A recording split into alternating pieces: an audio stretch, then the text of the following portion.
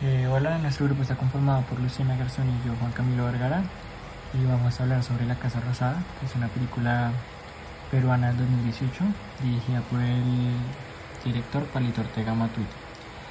Primero vamos a hablar sobre el resumen de la trama, como una pequeña sinopsis, luego vamos a dar tres escenas claves, luego vamos a hablar del lenguaje cinematográfico y por último vamos a hacer una comparación con la latinoamericanidad del movimiento antropófago. Para entender la historia tenemos que viajar a Ayacucho, en el Perú de mediados de los años 80. Aquí el escenario de la población civil estaba atravesado por un fuego cruzado entre los grupos terroristas Sendero Luminoso y las Fuerzas Armadas. Y es justo en este momento donde conocemos al profesor Adrián del Pino y vemos cómo su vida se destruye literalmente en un segundo. Es en este momento, después de un altercado bastante confuso, que las fuerzas del orden lo detienen, pero no simplemente lo arrestan, sino que lo acusan falsamente de ser un terrorista y lo trasladan a la Casa Rosada. Este lugar era un centro clandestino de detención y tortura militar, un sitio donde lamentablemente casi nadie salía con vida. Es aquí donde la historia coge dos rumbos totalmente diferentes. Por un lado vemos al profesor Adrián intentando resistir el horror físico y psicológico de este encierro y cómo se aferra poco a poco a la poca cordura que le queda, y por el otro lado está la historia de sus hijos, sus dos hijos pequeños que se quedan literalmente solos y empiezan un recorrido peligroso por hospitales, morgues, cuarteles, desafiando el toque de queda con una sola meta, que es encontrar a su papá. Y básicamente lo que vemos en esta película es como la crónica de una desaparición forzada y el viaje de una familia que rota intenta como reencontrarse en medio de una época muy oscura para Perú. Y de ahí es donde nace el argumento principal de la película, que es una crítica al abuso de poder y cómo en estas situaciones de guerra se pierde la inocencia infantil. La película La Casa Rosada trabaja el miedo, la violencia política y la memoria desde una mirada íntima y cotidiana. El conflicto no solo se presenta como hechos históricos, sino como algo que destruye emocionalmente a las personas y transforma sus relaciones. Para esta parte de la exposición escogimos la primera escena titulada La llegada de la violencia al entorno cotidiano. Creemos que esta escena es clave, ya que ocurre que en las primeras partes de la película comienza a sentirse la presencia de la violencia política en la vida diaria. Los personajes muestran tensión, miedo y desconfianza, incluso dentro de espacios aparentemente seguros. ¿Cuál es la relación con el argumento de la película? Esta escena es importante porque introduce el conflicto central, cómo la violencia entra lentamente en la vida privada y modifica la percepción de seguridad. La película muestra que el terror no aparece solamente en enfrentamientos directos, sino también en silencios, sospechas y cambios de comportamiento. La película plantea desde el inicio una sensación de amenaza constante, aunque no siempre vemos violencia explícita. El ambiente transmite miedo y vulnerabilidad, mostrando cómo el conflicto político invade la vida cotidiana. La segunda escena que consideramos clave para el argumento de la película es el momento de confrontación o crisis emocional. ¿Qué ocurre? Es una escena donde el conflicto alcanza un punto emocional fuerte, discusiones, revelaciones o situaciones de violencia que muestran el impacto psicológico en los personajes. ¿Qué relación tiene con el argumento? Aquí la película deja claro que las consecuencias del conflicto no solo son físicas, sino emocionales. Los personajes comienzan a romperse internamente y aparece la pérdida de confianza, la desesperanza o el trauma. Podemos ver esto en las expresiones faciales, en los silencios incómodos y en las distancias entre los personajes. Además de eso, se utilizan primeros planos para demostrar esta sensación. Estas escenas evidencian cómo el miedo afecta a las relaciones humanas.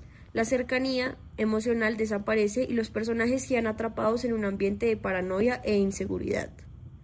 La tercera escena sería el cierre o la escena de reflexión.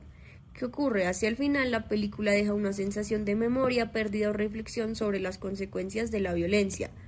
La relación con el argumento es que esta escena conecta con la idea principal de la película, recordar las heridas que dejó el conflicto armado y mostrar cómo estas marcas permanecen incluso después de que la violencia termina.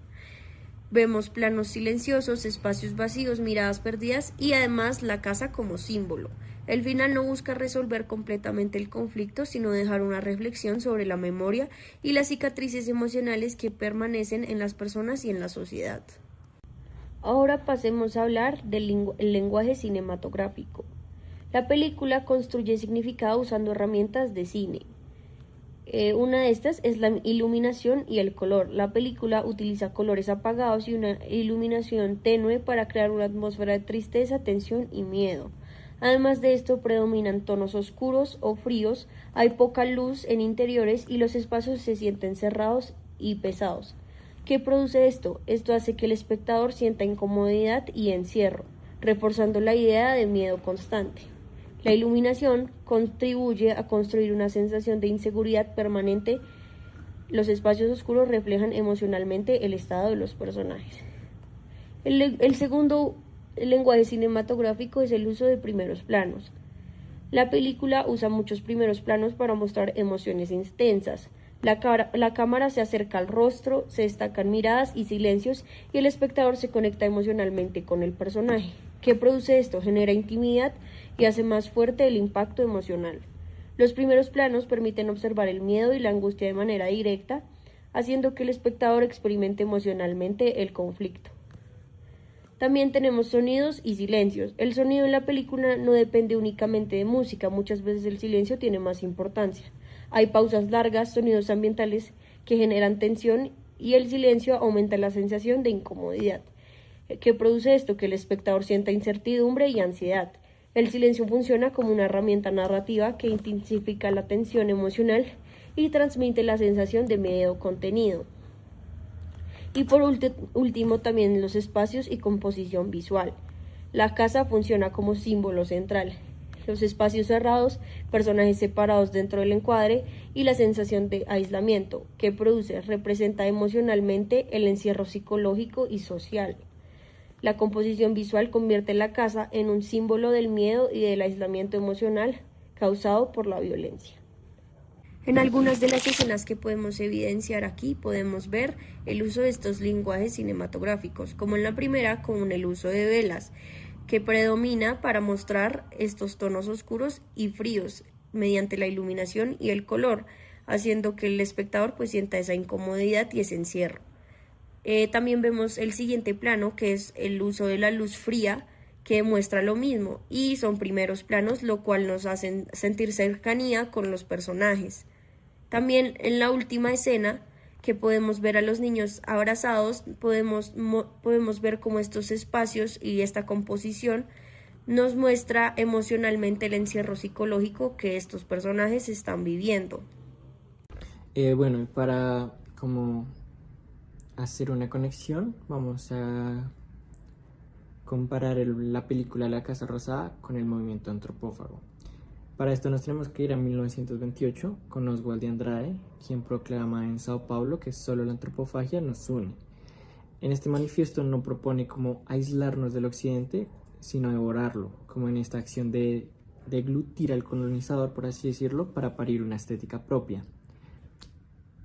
Y bueno, básicamente es aquí donde la visualidad de las artes plásticas en el modernismo, la latinoamericanidad, se empieza a construir mediante la deconstrucción de la pintura europea y sus influencias.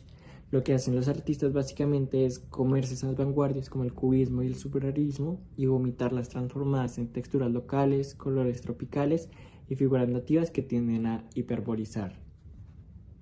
Es aquí donde la identidad se empieza a sustancializar con la urgencia de desafiar estas formas o perspectivas coloniales.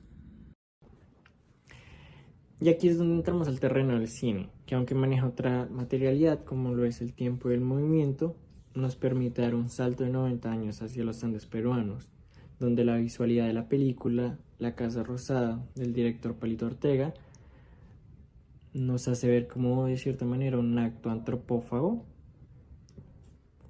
un acto antropófago contemporáneo, y lo que hace básicamente es devorar las estructuras del cine de género occidental, como puede ser el thriller de suspenso, el drama y un poquito de cine de horror, pero lo hace en el sentido de usar este mecanismo para digerir un trauma histórico local como lo es la violencia política andina en los años 80.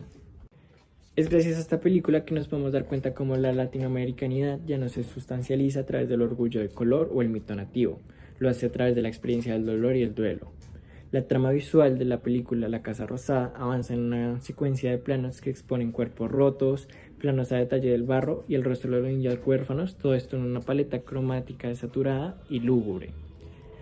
Para ponerlo en contraste, las artes plásticas antropófagas liberan el cuerpo a través de la distorsión festiva y mítica, y lo que hace el cine andino en este caso es utilizar el encuadre para registrar la desarticulación de este mismo cuerpo por culpa de la violencia. Para concluir, al comparar ambos casos entendemos el proceso de cómo las artes plásticas transforman el objeto colonial en un tótem visual estático. Es como una celebración de la geografía y el mestizaje primitivista. El cine de Ortega transforma la técnica de la cámara extranjera en un testimonio dinámico. La cámara registra el tránsito cronológico de la orfandad a la supervivencia. Ambas expresiones son antropófagas. Mientras la pintura devora la técnica para pintar con libertad, el cine lo que hace es devorar el lenguaje de la industria para afirmar la memoria. Dos formas de sustancializar una misma herencia.